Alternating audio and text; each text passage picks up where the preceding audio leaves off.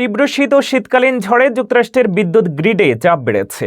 পিজেএম গ্রিডে বিদ্যুতের দাম মেগাওয়াট ঘন্টায় $৩,০০০ বেশি ছুঁয়েছে।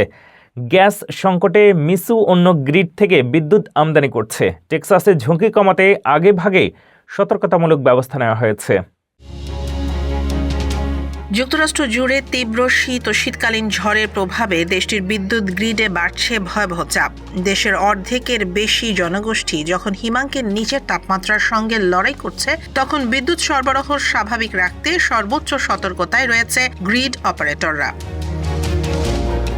পূর্ব ও মিড আটলান্টিক অঞ্চলের 6,70,00,000 মানুষকে সেবা দেয়া যুক্তরাষ্ট্রের সবচেয়ে বড় আঞ্চলিক বিদ্যুৎ গ্রিড পিজেএম ইন্টারকানেকশন জানিয়েছে, শনিবার সকালে পাইকারি বিদ্যুতের স্পট বাজারে দাম হঠাৎ বেড়ে মেগাওয়াট ঘন্টায় $3,000 বেশি ছাড়িয়ে যায়। এর আগে এই দাম ছিল $200 কম।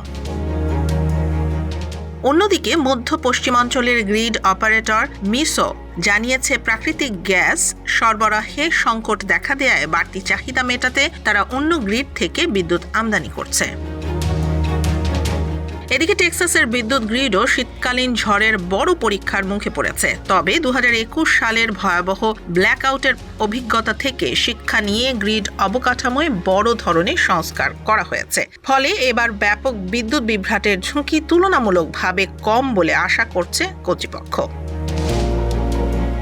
শীতকালীন ঝড় ফার্ন এর প্রভাবে ওকলাহোমা সিটি সহ বিভিন্ন এলাকায় ভারী তুষারপাত হচ্ছে।